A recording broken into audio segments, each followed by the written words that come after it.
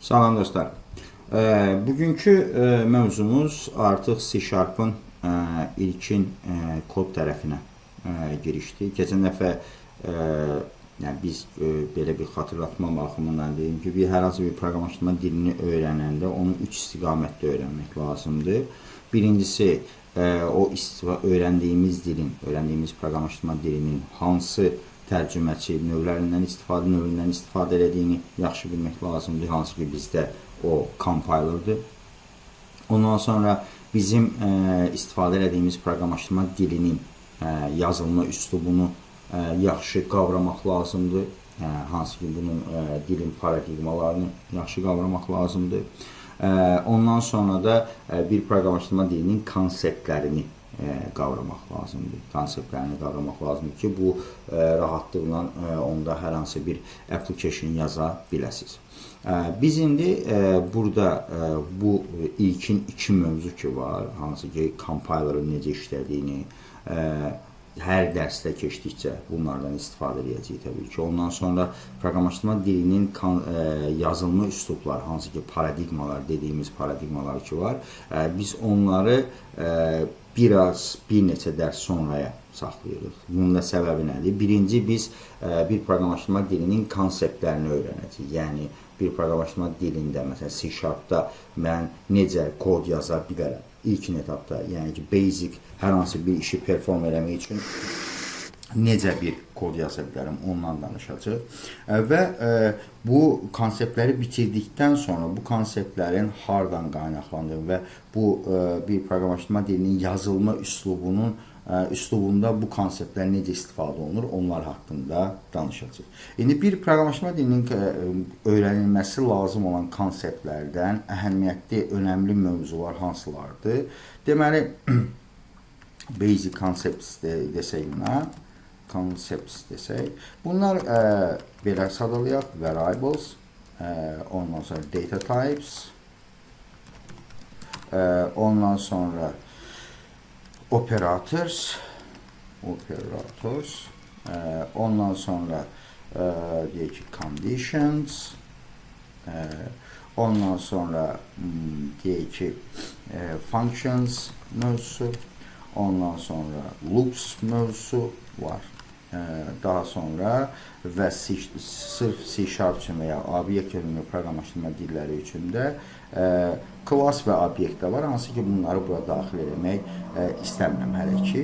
Daha sonradan növbəti etaplarda onları daxil edəcək. Bizim ilkin olaraq öyrənməyimiz lazım olan bir proqramlaşdırma dilində müəyyən səviyyədə kod yaza bilmək üçün ehtiyacımız olan mövzular bunlardır. Ona görə biz bu mövzulardan başlayaraq yola çıxacaq və indi bizim öyrənmə konseptimiz necədir? Biz bunun üçün bir şey öyrənmək üçün, C# öyrənmək, C#da kod yaza bilmək üçün biz C#da kodu harda yaza bilərik? Editorlardan istifadə edirik. Yəni, bunun üçün bir neçə fərqli variant var. Amma sağ olsun Microsoft sırf bizim çox daha rahat kod yaza bilməyimiz üçün, yəni ki, yazanda rahat istifadə edə bilməyimiz üçün bizim üçün bir IDE dediyimiz text editor və ya environment tətbiq edib, hansı ki, biz buna Visual Studio deyirik. İndi birinci informasiya olması baxımından bir text editorla və ya kod editorla IDE arasındakı main fərqləri biz sizə izah edeyim ki, niyə biz Visual Studio'dan istifadə edirik hal-hazırda. Çünki IDE dediyimiz şeyin platformaların, belə deyək, proqramların xüsusiyyəti nədir? Biz bunun açılımına baxsaq, IDE abbreviation deyək. Bu nə deməkdir? Deyək ki, IDE buradan baxsaq, Integrated Development Environment deyə bir açıqlaması var. Integrated Development Environment nədir? Biz hər hansı bir application yazmaq istəyəndə bunun sürətli yazıla bilməsi üçün müəyyən konfigurasiyalar olmalıdır başdan. Yəni ki, Məsələn, deyək ki, compiler'ın, əgər mən bir compiler dildə yazıramsa, mənim kodlarımı, yazdığım kodları birbaşa götürüb, source kodları götürüb compiler'a ötürən, yəni və onun nəticəsini mənə göstərən bir mühitim olmalıdır ki, mən bunu rahatlıqla edeyim. Bu birinci məsələ. Yəni ki, ideya istifadə eləmənin müsbət cəhətlərindən ilki budur ki, mənim kod yazma sürətimi artırır. Yəni ki, əsas fokusumu, indiki modern dünyada əsas fokus həmişə product istehsal eləmək olur. Yəni ki, bütün yazılan proqramlar, hazırlanan proqramlar, kod yazmaq üçün istehsal olunan proqramların əsas hədəfi odur ki, yazan proqramçı o xırdaçılıqlarla çox vaxt itirməsin, birbaşa fokusunu məhsul istehsalına yönləndirə bilsin. Visual Studio da bu məhsullardan biridir ki, bizim C# və ya başqa bənzər proqramlaşdırma dillərində çox daha rahat kod yaza bilməyimizə səbəbiyyət versin. İndi bunun haqqında dərslər daxilində hər dəfə dərslər istifadə olunanda, dərslər keçiləndə Visual Studio'nun istifadəsi də paralel şəkildə gedəcək. Amma bir C# proqramçı olaraq birinci bizim istifadə edəcəyimiz alət budur. Dolayısıyla bir tərəfdən həmişə bu proqramın necə işlədiyini, menülərlə tanış olmaq, daha rahat necə kod yaza bilərəm və s. bunun haqqında araşdırma eləmək sizə müsbət təsir eləyəcək dərslərlə paralel təbii ki. İndi biz C#'ı öyrənəndə, C# proqramlaşdırma dilini öyrənəndə biz birinci bilməliyik ki, mən C# öyrənərək nə hazırlaya bilərəm, nə tip proqramlar yaza bilərəm. Yəni bu dil mənə nəyi nə verir ki, mən ondan istifadə edərək hansı növ məhsulları istehsal edə bilərəm. Bunu bilməliyəm ki, öz hədəfimi dəqiqləşdirim. Mən nə yazmaq istəyirəm? Çünki ortada konkret bir məhsul hədəfi olmadan kod yazmaq gözü bağlı harası getmək kimi bir şeydir. Dolayısıyla biz ilkin etapda bizim tədrisdə biz C#'ın core konseptlərini, yəni ki, C#'ın fundamentalını biz müəyyən application tipi üzərində tətbiq edəcəyik. Hansı ki, biz buna console application deyirik. Console application nədir? Siz normalda iki tip əsas application növü var. Birincisi console applicationlar, terminal applicationlar da deyə bilərsiniz. Buna başqa ad da verə bilərsiniz. Bir də var GUI applicationlar deyək. GUI applicationlar nədir? Graphic User Interface olur. Graphic User Interface nədir? Konsolun əsas fərqi nədir? Birində siz əmrləri kod yazaraq konsolda verirsiniz. Məsələn, buradakı kimi, deyək ki, bu bir konsol application'dır. Mən buradan CD, nə bilim, deyə bilirəm. Bu mənim bir əmr verdim və onun nəticəsini mənə harada göstərilir? Konsolda göstərilir. Basic olaraq belə düşünə bilərsiniz. Amma Graphic User Interface-də, məsələn, mən burada bu Visual Studio Graphic User Interface-lə işləyir. Yəni ki, mən burada hər hansı bir əmri yerinə yetirmək üçün mouse-dan istifadə edirəm, klik edirəm və s. edirəm və mouse-dan istifadə edirəm. Yəni, əmrlərimi yazılı şəkildə yox, touchable şəkildə verirəm. Klik şəklində, yəni interaktiv şəkildə verə bilərəm. Bunlara isə biz GUI applicationlar deyirik, Graphic User Interface. Hansı ki, bunların digər adına da desktop application deyə bir formalaşdıra bilərik. Biz indi niyə işin, necə deyərək, konsol applicationlar sənayədə çox da tətbiq olunmayan, yəni ki, istifadə olunmayan bir applicationlardır. Bunu qəbul etmək lazımdır. Daha çox istifadə olunur desktop applicationlar. Onlar da artıq, belə deyək də, ömrünü doldurub demək olar ki. Və ondan sonra da ikinci ən çox istifadə olunan web applicationlar. Yəni biz əsas olaraq C# öyrəndiyimiz zaman console application yaza bilirik, desktop application yaza bilirik və web application yaza bilirik. Və bundan sonra mobil application da yaza bilirik. Xamarin deyə bir platforması var. Bu platformadan istifadə edərək biz onu bir mobil application hazırlaya bilirik. Və niyə burada biz işə başlayacaq console applicationlar? Çünki console application bizə işin proqramlaşdırma dilinin core mövzularını daha sürətlə test eləyərək, yəni əlavə nəsə əlavə yük yükləmədən işin fundamentini öyrənə bilmək üçün, əlavə fokusumuzun dağılmaması üçün, sırf proqramlaşdırma dilinə fokuslana bilməyimiz üçün ən yalın, belə deyək də, ən sadə versiyasıdır. Dolayısıyla biz işin core tərəfini öyrənəndə console application'dan başlayacaq.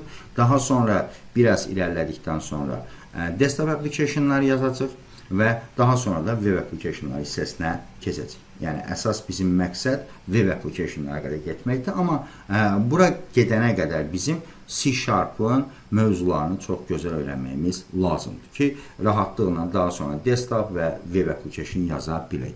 İndi bunu da aça bilmək üçün Visual Studio'nun internetdən rahatlıqla istənilən yükləyə bilərsiniz. Visual Studio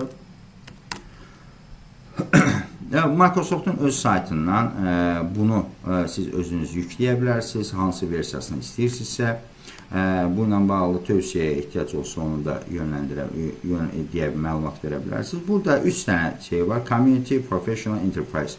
Bunlardan Community daha çox yeni öyrənənlər üçün istifadə olunur və free-dir. Yəni hər hansı bir şey tələb olunmur, ödəniş tələb olunmur. Digər versiyalar isə Professional və Enterprise şeyləri isə, versiyaları isə daha biraz əlavə funksiyonallığı olanlar, olan hissələr, növləridir, deyək ki, application'ın, proqramın. Bunlardan da yükləyib trial versiyada istifadə edə bilərsiniz. Daha sonradan satın ala bilərsiniz və ya subscription modeli ilə işləyir.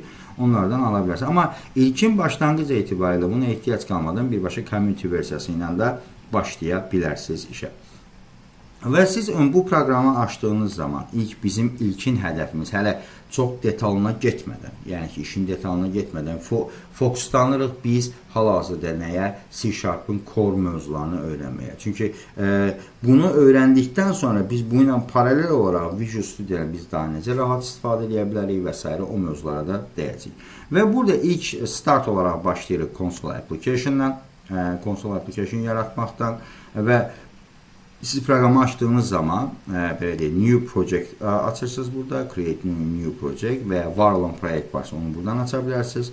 Mən yeni proyekt başladıram və bunun proyektin növünü, burada idenin bizə gətirdiyi bir xüsusiyyət var ki, hansı növ application yazmaq istəyirsiniz? Console application mı, web mi, desktop mı? Və mən əgər burada konsolu seçmişəmsə, o console application yaza bilmək üçün minimal requirement, minimal tələbləri mənim üçün hazır hala gətirir ki, mən birbaşa işin kod tərəfinə keçə bilim. Mən indi buradan console application'ı seçirəm və ondan sonra burada artıq mən location'ımı bildirəcəm. Harda artıq bu mən layihəmi yazacamsa onu bildirəcəm. Gəldik bura və deyirəm ki first app deyirəm və bunu artıq başladıram ki mənim üçün bunlara hələ ki ən son versiyasını, .NET-in versiyasını indi bir neçə dərsdən sonra .NET Framework-u nədir, necə işləyir, onlar haqqında danışacaq. İndi ilkin etapda hələ ki o mövzulara ehtiyac yoxdur. Birinci kod yazmağı bacaraq, daha sonra .NET haqqında çox detallı dərslərimiz olacaq. Açılsın. Və ilk açıldığı zaman belə bir şeylər, menülər gəlir. Deməli, bura bizim kod yazacağım ekrandır. Hətta bu mənim üçün hazır bir gördüyünüz kimi bir program.js adında bir fayl açır və içərisində basic komandalar yazır. Və ondan sonra bu mənim yaradılan application'ın içərisində hələ ki sizin üçün sual altında olan müəyyən şeylər var, mövzular var. Məsələn, dependencies nə deməkdir? Yəni, bunun nə mənaya gəlir? Bunlar haqqında biz danışacağıq, dependency'lər nələrdir, ondan sonra biz bunlardan necə istifadə edəcəyik və s. və s. bunlar haqqında danışacağıq. Amma hələ ki, biz konseptləri bitirənə qədər bu tərəfə fokuslanmayın. Sadəcə fokuslanacağımız nöqtə bura olsun və burada əldə edəcəyimiz nəticələr olsun. Mən indi burada hər hansı bir kod yazdım. Deyək ki, bu mənim source kodumdur, program.js'in source kodudur və mən bu source kodu tərcümə eləmək istəyirəm və nəticəsini görmək istəyirəm. Və ilk olaraq mən burada bu ifadələri yazıram və bundan istifadə edəcəm. Bunu C# bizim üçün verir və mən indi ilkin etapda bunu tərcümə edib ekranda göstərməliyəm. Bunun üçün də mənim Visual Studio ideyəm, necə deyirlər, bu belə bir şey verir ki, mən bunu rahatlıqla tərcümə eləyə bilim, ekranda görə bilim. Yəni ki, mənim buna artıq mən klik eləyəndə, Visual Studio mənim üçün nə iş görür? Mənim orada yüklədiyim .NET Framework-un içərisində olan mənim compiler faylım var, compiler proqramım var, CSC.exe faylım var. Onunla inteqrasiya yaradır və mənim burada yazdığım kodları göndərir compiler'a ki, o onları tərcümə eləsin. Və bunun nəticəsində də mən belə bir nəticə görürəm ekranda. Gördüyünüz kimi Hello World deyə bir nəticə görürəm. Bu ilkin etapda bizim bu C# dilinin konseptlərini öyrənə bilməyimiz üçün ilk testing environment. Yəni biz bundan əsaslanaraq işin o dediyimiz konseptlərini öyrənməyə başlayacağıq. İndi bunu öyrənməyə başlamazdan əvvəl həmişə yadımızda saxlayacağıq ki, biz yadımızda saxlayacağıq ki, bizim maşınımız ancaq 0-1-ləri anlaya bilir. Dolayısıyla mənim burada yazdığım heç bir teksti, heç bir nöqtəni, vergülü, xarakteri, nöqtəli vergülü normalda mənim maşınım başa düşmür. Bütün bunları mənim üçün tərcümə eləyən, mənim üçün bunları reallaşdıran və maşına əmr verən kimdir? Mənim compilerımdır. Dolayısıyla compilerımın bu məqamda necə işlədiyini hər addımda, hər mövzunu öyrəndikcə bunu yaddan çıxarmamaq lazımdır. Və indi bu tərcümə prosesinin necə getdiyini baxmaq lazımdır ki, bu tərcümə prosesi necə gedir və birinci işin qrammatik tərəfini öyrənmək lazımdır ki, qrammatik tərəfini mən C#da kod yazanda necə yazmalıyam, bunun qrammatik qaydaları nədir və bu qrammatik qaydalara əsasən yazmağı öyrənmək lazımdır. Daha sonra, əgər qrammatik qaydalarda hər şey okeydirsə, bunun tərcümə prosesinə baxmaq lazımdır. İndi deməli, biz burada bu sətri silirik və hamısını silirəm burada. Mənim hal-hazırda boş bir ekranda görünən, hal-hazırda boş kimi görünən bir kodum var, bir program.js faylım var və mən bunun içərisində başlayacağam kod yazmağa. İndi burada hansı mənbədən öyrənməyinizdən asılı olmayaraq bir proqramlaşdırma dilini öyrənərkən hədəf olaraq özünüzə bir konkret bir hədəf seçməlisiniz. Yəni ki, mən bir proqram yazmaq istəyirəm. Mən bir proqram yazmaq istəyirəm və proqramı yazarkən mənim hansı mövzuları öyrənməyə ehtiyacım varsa onlardan başlayacağım. Və ya ümumən bir proqram yazarkən mən hansı mövzulardan başlamalıyam öyrənməyə? Bu ən, necə deyərlər, can alıcı suallardan biridir. İndi bunu da düzgün başa düşmək üçün özümüzə sual verməliyik. Mən nə yazmaq istəyirəm? Mən proqram yazmaq istəyirəm.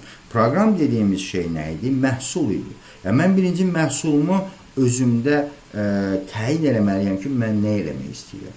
Yəni, misal üçün, hal-hazırda ən bəsit olaraq bir dənə sual qabağımıza qoyaq ki, mən istəyirəm ki, bir adicə bəsit toplama əməliyyatını yerinə yetirim. Yəni, mən bir dəyər daxil olunsun və ondan sonra mən o dəyəri götürüm, başqa bir nəticə toplayım, başqa bir nəticə əldə edeyim bundan. Və indi burada bir dənə məhsul var. Məhsulumun istehsal olunması üçün bunun ingrediyentlərinə ehtiyacım var mənim. Yəni, məmulatlarıma ehtiyac var. Hətta bunun buradan nümunəsini də keçən dəfə belə bir göstərə bilərik ki, mən şahlov pişirmək istəyirəm.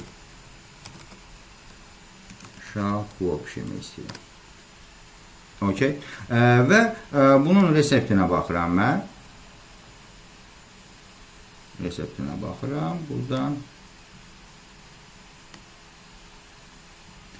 açılsa ümid edirəm inşallah. və belə bir şey açılır məndə. Deməli, Şapılovun budur, bunun necə bişiriləcəyi burada yazılıb və mən bura fokuslanıram hələ ki. Bu hissəyə fokuslanıram. Niyə fokuslanıram bu hissəyə? Çünki burada mənim şapılov hazırlamağım üçün ingrediyentlərim var. Yəni 500 qram qoyun əti, 800 qram düyü, 100 qram kişmiş və s. və s. var. İndi mən bu real həyatdakı bu şeylə, bu planlama ilə, bu planlamanı mən proqramlaşdırmaya necə tətbiq edəcəm? Və heç vaxt yaddan çıxarmağımız lazım deyil ki, bizim bura yazacağımız hər nöqtə və vergül müəyyən məna kəsb edir. Dolayısıyla mən birinci özümə sual verirəm. Ki, mən ingrediyentlərimi, yəni ki, bir proqramın yazılması üçün lazım olan məlumatları daxil etməliyəm. Burada ortaya bir dənə sual yaranır. Birincisi, mən bu məlumatlarımı, ingredient deyəndə nə ağlıma gəlir? Proqramlaşdırmada. Bu şapılov bişirmək deyil ki, düyü olsun, ət olsun və s. Mən proqramlaşdırmada bir məhsul, bir yemək bişirmək istəyirəmsə, buradakı ingrediyentlər nədir və nə ola bilər? Bunun haqqında danışacaq. Bunu sualını vermək lazım. Ondan sonra burada diqqət edirsinizsə, bu ingrediyentlərdə, məsələn, qoyun əti deyə bir şey var, düyü deyə bir şey var, kişmiş deyə bir şey var, qaysı deyə bir şey var. Bunların daşınması üçün, yəni bu ingrediyentlərin daşınması üçün mənim nəyə ehtiyacım var? Bir qaba ehtiyacım var. Mən qoyun ətini lap əlimdə də daşısam və ya başqa bir qabda da daşısam, mən normalda necə edirəm? Bunları bir qabda daşıyıram. Və indi mənim burada daşıdığım qab, istifadə edədiyim qablar da müəyyən məqamda önəmli hala gəlir. Niyə? Məsələn, mən deyək ki, bir süzək deyək də, 6 deşikli olan bir qabdır. Mən bunda qoyun əti daşıya bilərkən, mən qoyun ətini qoya bilərəm onun içərisinə, daşıya bilərəm. Mən burada, məsələn, deyək ki, bunları yarım kilo limon, duz, istiyoz, zəfəran və sarıkök. Məsələn, mən zəfəranı o deşikli qabda daşıya bilmərəm. Niyə? Çünki onun tipi fərqlidir, məlumatın tipi fərqlidir. Dolayısıyla o axıb gedəcək. Yəni, dolayısıyla burada önəmli bir hala gəlir ki, necə ki, real həyatda mən bir məlumatı daşıyarkən onu daşıyacağım qaba da diqqət edirəm. Eyni şəkildə proqramlaşdırmada da buna diqqət edirəm. Bu iki mövzu bizim start pointimizdir. Yəni start nöqtəmizdir ki, biz buradan başlayacağıq. Deməli ki, indi birinci özümüzə sual verdik. Mən proqramlaşdırmada birinci bu qabları təyin eləmək məsələsi var. Qabları mən necə təyin edəcəm? Qab deyilən şey, burada tamam, mən fiziki olaraq təsəvvür edə bilirəm. Qabı təsəvvür edə bilirəm. Amma proqramlaşdırmada bu məlumatı yerləşdirmək üçün qab necə bir şeydir? Görüntüsü necədir görəsən? Yəni, mən bunu necə edirəm? Bunu da tam qavraya bilmək üçün belə bir sual verə bilərsiniz özünüzə ki, mən yazdığım proqram, yazılan proqramların istifadə elədiyi məlumatlar nələrdir hal-hazırda? Ya rəqəmlərdən istifadə edirəm, ya yazılardan istifadə edirəm, ya şəkillərdən, videolardan və s. və s. Yəni, mənim istifadə edə biləcəyim məlumat növləri bu 3-4 dənə ilə məhduddur. Yəni, burada qoyun əti, nə bilim, mal əti, kişmiş və s. bu kimi çox çeşidlilik yoxdur. Stabildir. Amma indi gələk, mən deyək ki, hal-hazır hədəfim nədir? Mən bir 2 ədədin toplanılmasını istəyirəm. 2 ədədin toplanılmasını istəyirəm. Bunun proqram halına gələ bilməsi üçün, belə düşünürəm. Belə düşünəcəm. Deməli ki, proqramın özünüzdə, proqram deyilən şeyin özünüzdə təsəvvür edə bilmək üçün, belə bir şey fikirləşin. Deməli ki, mən özümə kofe hazırlamaq istəyirəm. Kofe hazırlamaq üçün mən 2 formatda hazırlaya bilərəm. 1. Gedərəm, bir stakan götürərəm, onun içərisinə su tökərəm, ondan sonra onun içərisinə kofe tökərəm və qarışdıraram, içərəm. Bu normal. Bu manual üslubdur. Yəni ki, mən orada nə qədər kofe töküləcəyi məndən asılıdır, nə qədər su töküləcəyi məndən asılıdır və bunu manual olaraq mən buradan tətbiq edə bilirəm. Bir ikincisi də bunu avtomatlaşdırılmış hala gətirmək istəyirəm. Yəni ki, kofe hazırlama əməliyyatını avtomatlaşdırılmış hala gətirmək istəyirəm. Bunu eləmək üçün də nə etməliyəm? Baxıram ki, mən kofe bişirən bir aparat düzəldə bilmək üçün bir dənə belə bir aparat deyək ki, bunun məqsədim nədir? Kofe bişirən bir aparat düzəltmək istəyirəm özümdə. Ki, bunun adı bizim proqramlaşdırmada proqramdır. Yəni, və belə bir buna kofe aparatı dedim və mənim indi bu aparatı dizayn eləməkdəki məqsədim nədir? Dizayn eləməkdəki məqsədim nədir?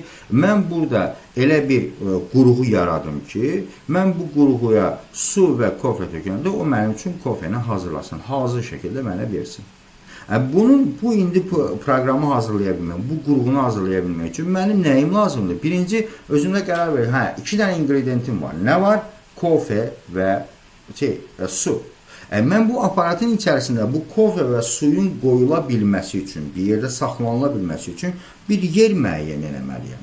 Yəni, gəlirəm burada bir dənə yer müəyyən edirəm ki, buranın məqsədi özündə su saxlamaqdır. Buranın məqsədi isə özündə kofe saxlamaq. Və mən istəyirəm ki, mən məsələn kofe bişirə bilən bir insan deyiləm. Kofe hazırlaya bilən bir insan və onun miqdarlarını bilmirəm. Yəni, bilmirəm ki, məsələn, 100 ml suya mən nə qədər kofe tökməliyəm ki, o onun dadını versin, onun aromasını versin, bunu bilmirəm.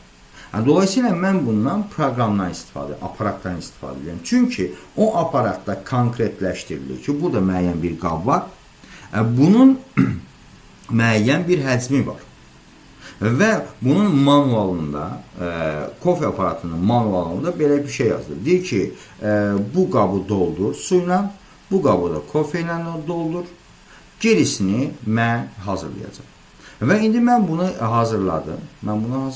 Deməli ki, buranı təyin edirəm su üçün. Ondan sonra buranı təyin edirəm kofe üçün.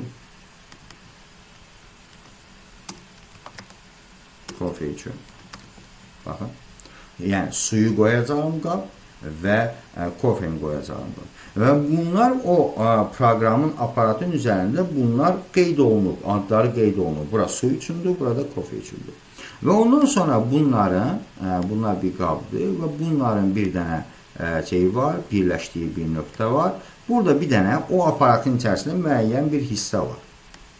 Burada bu əməliyyatı yerinə yetirən hissədir, fikir verin. Əməliyyatı yerinə. Hansı ki, buradan bir əlaqə var, bir kanal var bura. Bu qədər miqdarda kofe tökülür bura, su tökülür bura. Buradan da bir kofe tökülür bura. Və ondan sonra bunlar burada bir müəyyən bir əməliyyat aparır, qarışdırma əməliyyat aparır və s. və s. Və mən nəticə olaraq bunun nəticəsində nə əldə edirəm? Əldə edirəm nə?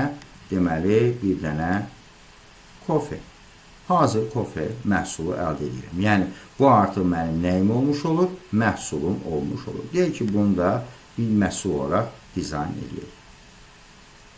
Baxın, proqram dediyimiz şey bundan ibarətdir. Yəni, müəyyən bir infrastruktur yaradıram mən. Hansı ki, infrastrukturuma görə mənim işim, yəni bu proqramdan istifadə edən bir adamın işi nədir? Bunun içərisində kofe doldurmaq, su doldurmaq, bunun içərisində kofe doldurmaq və proqramın düyməsinə basmaq. Geri qalan proseslə maraqlanmayacaq ki, bu hansı prosesdən keçdiyi və s. və s. Nəticədə də gözləyəcək ki, bunun kofesi olsun. Bizim buradakı məqsədimiz dediyim kimi bu aparatı hazırlamaqdır. Mən bu aparatı hazırladıqdan sonra artıq mən maraqlanmıram ki, bu suyun içərisinə nə qədər qoyulmalıdır, kofenin içərisinə nə qədər qoyulmalıdırsa, bunun bir müəyyən bir strukturu var. Yəni ki, normal məhsul istehsal eləmək üçün bizim yazdığımız proqram da belə bir şeydir. Yəni, bunu birinci beynimizdə tutmağımız lazımdır ki, mən proqram yazanda proqram deyilən şey nədir? İndi mən bura deməli nə daxil edirəm? Buradan mən su daxil edəcəm və kofe daxil edəcəm. İndi mən bunu silirəm, daha bəsit formada. Mən özüm üçün bir dənə proqram yaratmaq istəyirəm, bir dənə aparat yaratmaq istəyirəm ki, bu aparatın vəzifəsi nədir? Vəzifəsi 2 dənə ədədi toplamaq. Mən 2 dənə ədədi manual şəkildə də deyə bilərəm ki, 5 üstəgəl 6 da yaza bilərəm. Amma mən bunu proqram halına gətirə bilmək üçün nə etməliyəm? Deməliyəm ki, birinci, mən əgər toplamadan söhbət gedirsə, bunun 2 tərəfi var. Bir A ədədi var burada, A ədədi və bir də B ədədi var. Mən nə etməliyəm? Bu A ədədləri, 2 ədədi toplaya bilmək üçün mənim ayrıcana bir qab təyin eləməyim lazımdır, hər ədəd üçün. Bunu niyə eləyirəm? Bunu niyə eləyirəm? Çünki mən artıq bunu avtomatlaşdırılmış şəkildə hazırlamalıyam. Gəlirəm bura, bunu da B ədədi eləyirəm.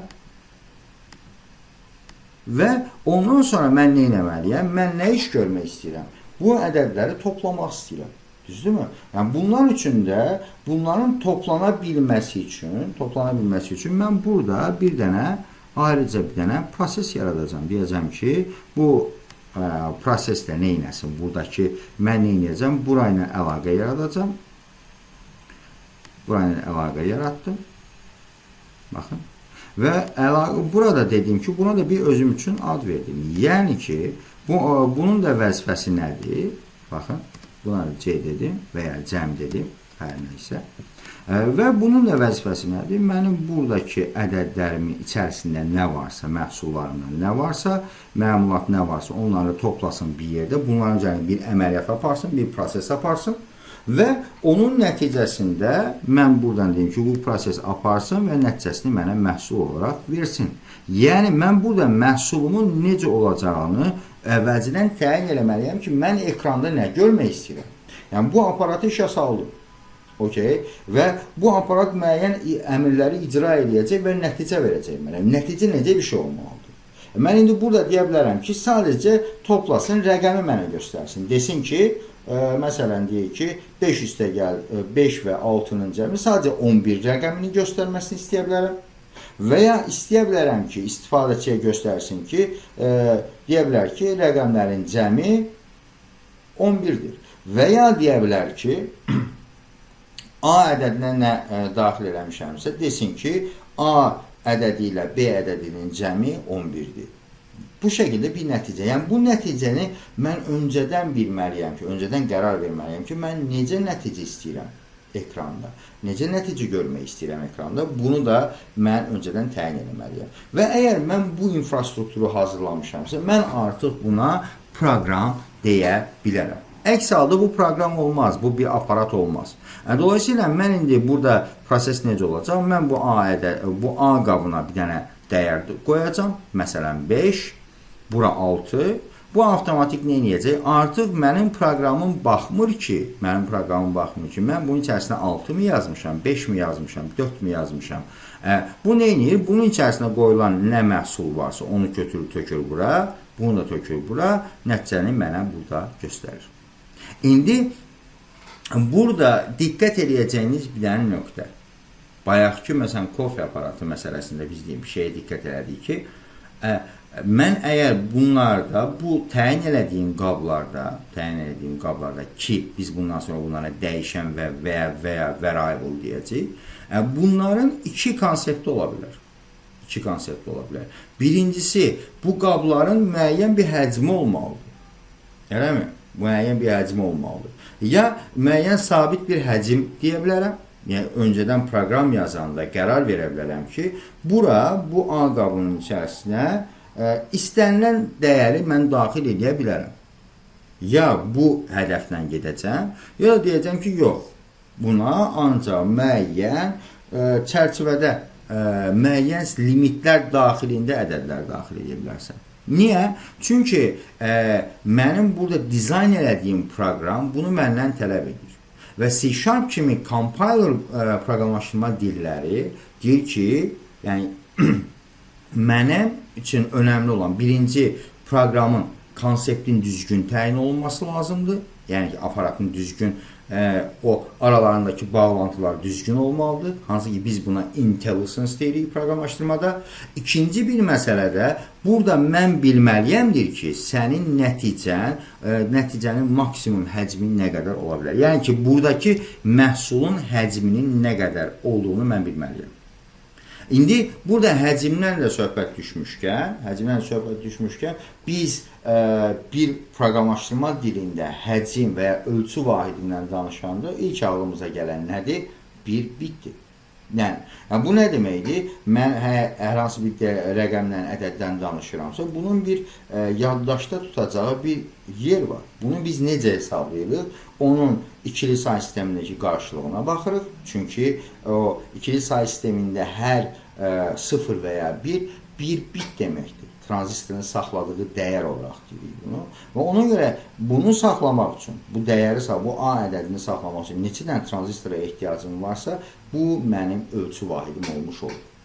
Okay. Ona görə mən artıq C# mənə deyir ki, compiler dillər mənə deyir ki, bu əgər bir qab təyin edəcəksənsə, gəlirəm bura, A adında bir qab təyin elədim, dedim ki, A deyə bir qab təyin elədim. Bu mənə deyir ki, zəhmət olmasa, öncədən bu A-nın nə qədər yer tutacağını, yəni ki, nə qədər qabın həcmini öncədən mənə zəhmət olmasa bildir. Mən bilim ki, o qabın həcmi nə qədərdir. Mən bura gəlirəm, deyirəm ki, byte deyirəm. Byte A deyirəm. Və ondan sonra deyir ki, bu 5. Nöqtəli virgülü qoyduq. İndi belə bir cümlə yazdıq. Belə bir ifadə yazdıq biz proqramımıza. Burada indi 3 dənə hissə var. Diqqət edirsiniz. Birincisi bu, ikincisi bu, üçüncüsü bu və dördüncüsü də bu. Baxın, burada bir dənə nöqtəli virgül var.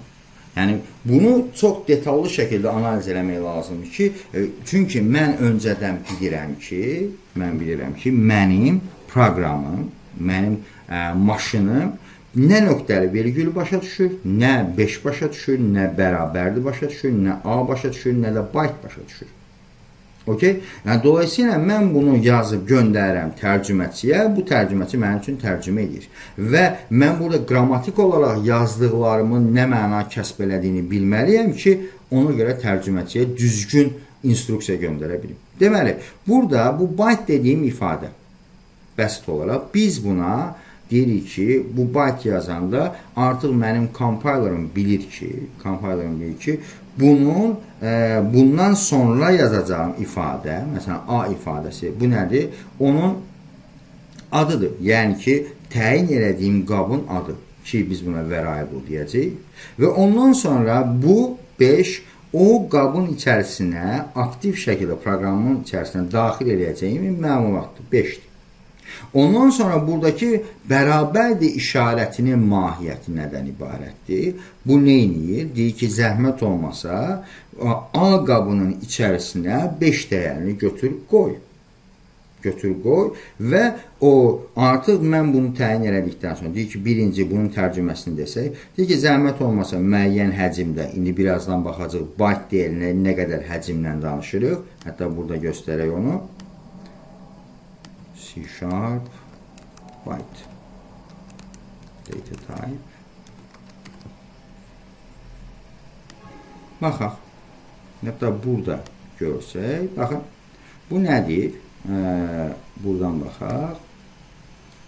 Bu C# dilinin qrammatikası mənə deyir ki, sən zəhmət olmasa, əgər bu ifadənin, dəyişənin qabağına, o təyin elədiyim dəyişənin qabağına byte yazsa, bu ona nə mənaya işləyəcək? Birinci, o deyəcək ki, 0 ilə 255 arasında ədədlər daxil edə bilərsən, belə bir restriction verir və deyir ki, ora yerləşdirəcəyin qabın həcmi 8 bitdir. Yəni ki, mən ora 8 bitlik bir maksimal dəyər daxil edə bilərəm. Bunu da əslində hesablaya bilərik. Məsələn, 0 ilə 255 arasında bir dəyər yazmaq istəyirik. Eləmi? Bunun nə qədər maksimal şəkildə nə qədər yer tuta biləcəyini bəsit olaraq burada hesablaya bilərik. Baxın. Gəldik, mən 254 yazıram buna, 255 yazım. Diqqət edirsinizsə, baxın, burada neçə dənə ifadə var? 8 dənə. Yəni, bunların hər biri bir bit olduğuna görə deməli ki, mən bunun daxilinə maksimum 8 bitlik məlumat yaza bilərəm. Yəni, artıq mən bura 256 yazana diqqət edin, 256 yazdım və diqqət edin, bu o 8 bit həcmini aşdı. Yəni niyə? Çünki burada 9 bit var. Yəni artıq bu o limiti aşdığına görə mən burada artıq proqramım mənim düz işləməyəcək. Mən məsələn hal-hazırda gəlib bura yazsam ki 256 yazsam məsələn, bu avtomatik olaraq baxın altda bir qırmızı xətt çıxarır. Bunu çıxaran kimdir? Mənim compilerım deyil.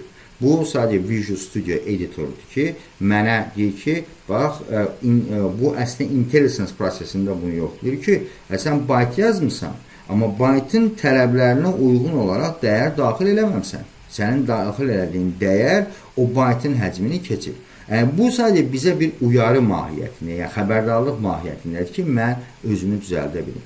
Və compiler dillərdən biz yola compiler dillərin ilkin tərcümə fəlsəfəsindən bilirik ki, compiler dillər deyir ki, hər hansı bir yazdığın sətirdə əgər səhvin varsa, mən heç bir kodunu sənin tərcümə eləməyəcəm. Ona görə maksimum dərəcədə diqqət eləmək lazımdır. Nəyə? Bunun ilkin olaraq sintaktik olaraq problem olmasın. Dolayısıyla mən bunu bu şəkildə gəldim, amma mən bura gəlib 254 daxil eləyəndə hər hansı bir problem olmur. Yəni 255 yazanda da burada problem olmayacaq. Niyə? Çünki bu onun limitini keçmir. Yəni bu maksimal rəqəmdir ki, mən əgər byte tipində bir byte yazmışamsa, bu ona limitləmə verir. Ondan sonra mən bura A təyin elədim. Eyni şəkildə gedirəm yenə byte. Və burada nöqtəli vergülün mahiyyəti nədən ibarətdir? Biz buna, burada yazılan, birinci sətirdə yazılan kod blokuna biz bir expression dedik. Yəni, bu nədir? Müəyyən əmrlərin icra olunması üçün yazılan bir hərf yığını və ya bir nəsə yığını. Mən buraya yazdım. Deyək ki, 23 yazaq bura və deyək ki, bura 25 yazaq bu şəkildə. Və ondan sonra mən bunu yazdım. Baxın, A qabını təyin elədim, içərisində 25-i yazdım. B qabını təyin elədim, içərisində 23-i yazdım. Ondan sonra növbətidə gedirəm. Deyirəm ki, məsələn, int cəm yazıram və deyirəm, bura deyirəm ki, zəhmət olmasa A üstə gəl B yaz. Belə bir ifadə yazdı. Ondan sonra bir də console. Bunlar hazır ifadələrdir. Hələ ki, write line deyirəm ki, cəm. Bunun məqsədi, bu 4-cü sətrin məqsədi, hələ ki, ilkin başlanğıc etibarilə, biz burada bunun sadəcə bu yazılışın, console write line yazılışının məqsədi oldu ki, bu hazır bir konsepti bizə verilibdir ki, bunun tərcüməti necə başa düşürdür ki, əgər console write line yazılıbsa, mən gedəcəm bu cəm qabının içərisində, mötərizələrin içərisində cəm yazıram. Cəm qabının içərisində hansı məlumat varsa, o cəm qabının içərisində hansı məlumat varsa, onu mən ekranda göstərəcəm. Burada. Baxın, bu mənə bunu göstərdi. Yəni, konsol 4-cü sətrin tərcümə prosesi sadəcə bundan ibarətdir. Və ondan sonra gəldi, burada mən int yazdım. Sadəcə fərqlilik olsun deyə yazdım. Yəni, gəlirəm, bura baxıram, C-Sharp'da qrammatikasında int deyir ki, nə qədər? 32 bitli bir həcm var burada. Mənfi 2 milyarddan müsbət 2 milyarda qədər ədədləri daxil edə bilərəm və bunlardan istifadə edə bilərsiniz deyir. Mən int yazdım, məsələn, bura short yaza bilərdim, use short yaza bilərdim. Bunlardan hansını yazacağıma mən qərar verirəm. Və bundan istifadə edəcəm. Yəni ki, artıq diqqət edirsinizsə, mən proqram yazanda hər şeyi özümdə, beynimdə planlaşdırmalıyam. Mən burada necə bir məhsul istehsal edəcəm, o məhsul istehsal etmək üçün nələr lazımdır və s. Bunları özüm dəqiqləşdirməliyəm. Okay? Yəni, və indi bundan sonra ilk olaraq diqqət elədiksə, biz burada işə nədən başladıq? Dəyişən təyinatına. Və bunu da niyə elədik? Çünki mən bilməliyəm ki, hansı ingredientlərindən istifadə edəcəm proqram yaza bilmək üçün və bu ingredientlərim nədir və onları mən hansı qablarda daşımalıyım. İndi deyə bilərsiniz ki, bunun yerinə, bu bir proqram nümunəsidir. Amma mən belə bir şey də yaza bilərdim. Diqqət edirsinizsə, bunun əvəzinə yaza bilərdim necə? console write line. Deyə bilərsiniz ki, müəllim, bəs mən bunu belə yaza bilməzdimmi? Madəm bu mötərizənin içərisində yazılan hər şeyi nəticə olaraq göstərir, burada 34 üstə 56 yazsaydı və ya belə deyək, 25 üstə 23 yazsaydı, bu da nəticə itibarilə eyni nəticəni mənə verəcəkdir. Diqqət edirsinizsə, baxın. İkisi də 48, nəticə olaraq ikisi də eyni görünür. İkisi də 48-i verir. Əgər bu nəticə mənə 48-i verirsə, mən özümə sual verirəm ki, niyə bu qədər uzun yazmalıyım? Niyə bu qədər uzun yazmalıyım? Və bunun arasında kod yazmaqda nə fərq var ki? Arada fərq odur ki, mən burada avtomatlaşdırılmış bir şey daxil elədim, sistem yazdım. Yəni, mən artıq sabah, əgər fərqli rəqəmləri toplamaq istəyirəmsə, mən burada sadəcə bunları dəyişdirəcəm. Mən məsələn 200 yazıram bura, 10 yazıram bura. Bu artıq mənim üçün nədir? Normal aparatları, real həyatdakı aparatlara bənzər bir simülyasiya elədim burada, diqqət edirsinizsə.